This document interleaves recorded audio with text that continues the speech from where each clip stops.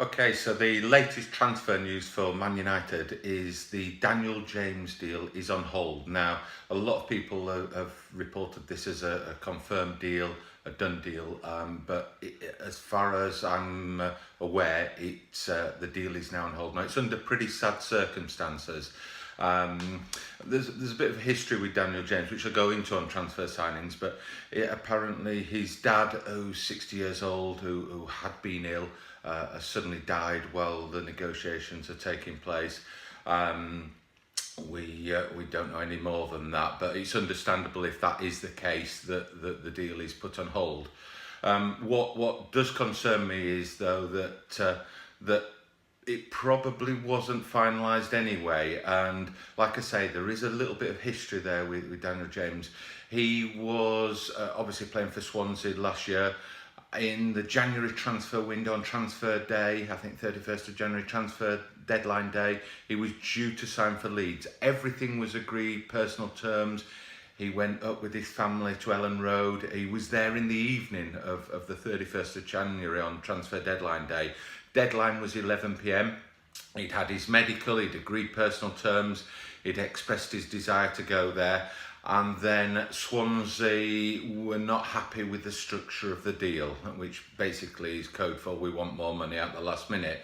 The deal didn't happen, and embarrassingly, Daniel James was left there at 11 o'clock in Leeds with his family, and the deal collapsed. So off he went back to Swansea. So there is a little bit of history there with Swansea that perhaps, who knows, they may have been trying to eke out a little bit more out of the deal, maybe play off against another club, I don't know. But unfortunately, the deal is on hold at the moment, and obviously best wishes go out to Daniel James and his family. Now, I think Daniel James will be a superb signing. He's a 21-year-old left winger. I've watched quite a lot of his footage over the last couple of days, and he reminds me very much of Ryan Giggs in the very early days. He's got absolutely blistering pace, and the criticism from some quarters is that, well, he's showing that pace in the Championship, but if you remember back to last season in the FA Cup quarter-final, Swansea played Man City, and Swansea went 2-0 up. Now, Daniel James didn't score, but you could tell Man City were really concerned every time he got the ball, and he had pace to burn. I mean, top class players, Man City, Pep Guardiola loves pace in his side, and Daniel James was a match for any of them, and was noticeably quicker than a lot of them. So I don't think the criticism that his pace won't be as deadly in the Premiership. I think the biggest problem with Daniel James is not the signing at all, not the player. I think it's how he's handled at Man United.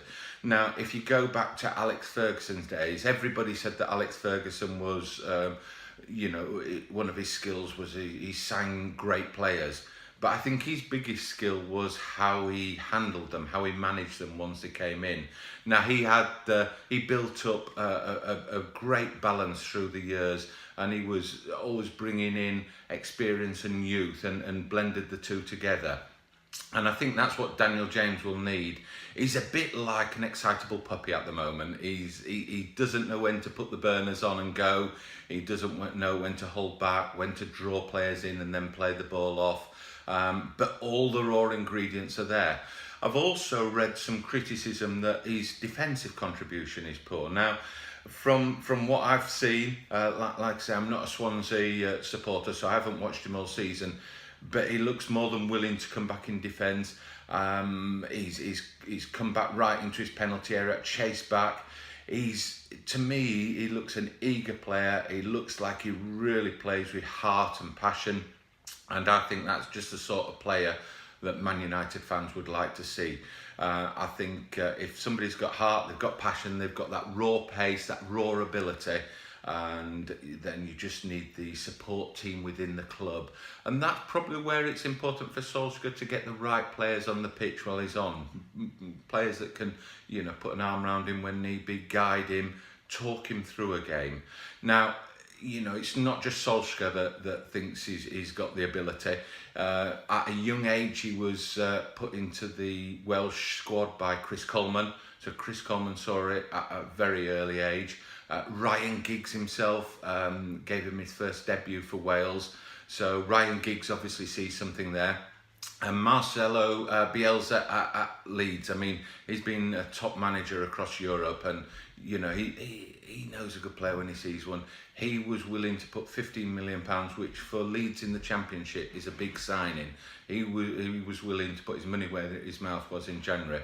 So I think all the signs are there that he's got those raw ingredients. He's got everything you would look for in a young player.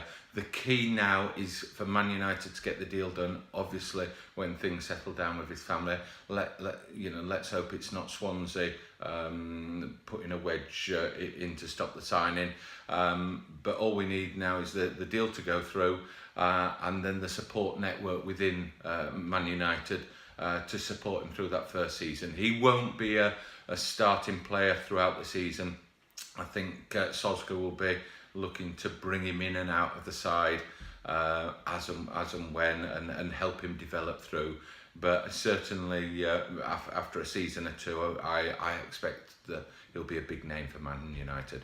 But the signing at the moment is on hold, so watch this space. We'll keep you updated as soon as we hear otherwise. Thanks for watching.